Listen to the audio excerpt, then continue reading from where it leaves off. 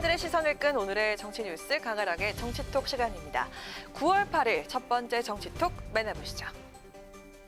출입기자의 코로나19 확진으로 어제 부분 폐쇄에 들어갔던 국회가 오늘 오전부터 다시 문을 열었습니다. 국회가 부분 셧다운된 것은 이번이 네 번째였는데요. 언론과 누리꾼들은 코로나19로 벌써 5번째 자택대기를 기록한 이 사람에게 더 많은 관심이 쏠렸습니다. 어제 민주당 출입기자의 확진 소식과 함께 5번째 자택대기에 들어갔던 이낙연 대표가 하루 만인 오늘 다시 활동을 재개했습니다.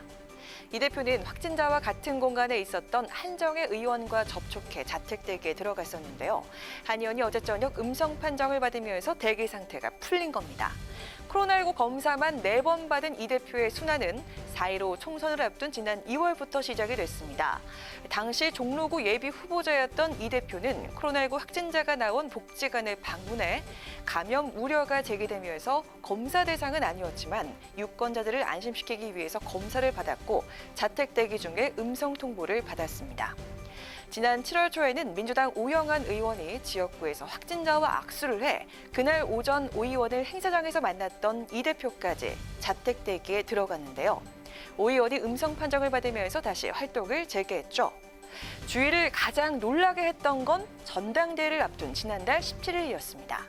CBS 라디오에 출연한 이 대표의 맞은편에 앉았던 기자가 확진 판정을 받은 건데요.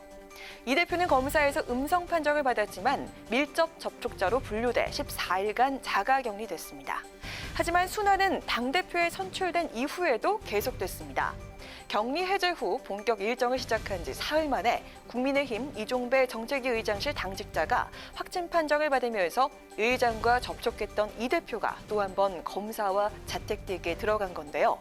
음성 판정으로 활동을 재개한 지 나흘 만인 어제 또다시 집으로 귀가하면서 5번째 자택대기를 기록했습니다.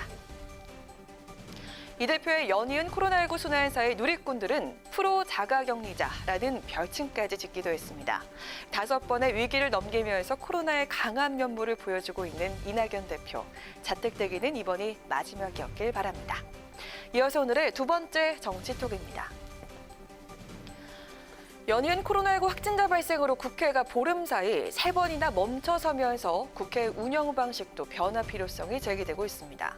현재 국회 화상회의 시스템 구축 작업은 마무리 단계에 들어갔는데요. 야당에서는 원격 표결 도입에 거듭 우려를 나타내며 신중해야 할 문제라고 강조했습니다. 그 이유가 뭘까요?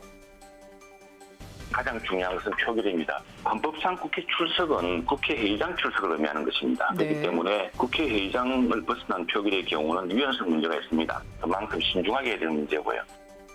오늘 아침 라디오 방송에 출연한 국민의힘 최영두 원내대변인은 본회의나 상임위 회의에서의 원격 회의 필요성은 공감하면서도 원격 표결에 대해서는 위헌 여지를 거론하며 반대 입장을 보였습니다.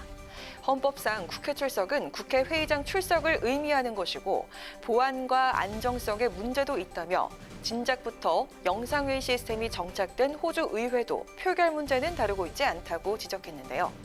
주호영 원내대표도 지난달 28일 온라인 기자간담회에서 코로나19 상황이 특수하지만 중요한 의사결정을 회의장에 모이지 않고 하는 게 가능한지, 국회법을 개정하더라도 헌법상 가능한지 사전에 검토돼야 할 것이라며 원격 표결에 대해서 신중한 입장을 보였습니다. 헌법 49조에 국회는 재적의원 과반수의 출석과 출석의원 과반수의 찬성으로 의결한다고 규정이 돼 있는데 원격 표결을 국회 출석의 개념으로 볼 수 있는지 따져봐야 한다는 게 국민의힘 입장인 건데요.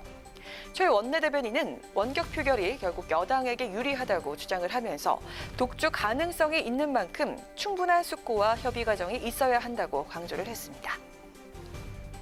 국회법 111조 1항에는 회의장에 있지 않은 의원은 표결에 참가할 수 없다는 규정이 담겨져 있는데 현재 여당에서는 이를 개정하는 법안들이 속속 발의되고 있습니다. 국회 표결은 국가적인 중대사를 결정하는 일인 만큼 여야가 함께 신중하지만 신속하게 검토하고 협의해서 원격 표결 도입에 접점을 찾아야겠습니다. 지금까지 강하락의 정치톡이었습니다.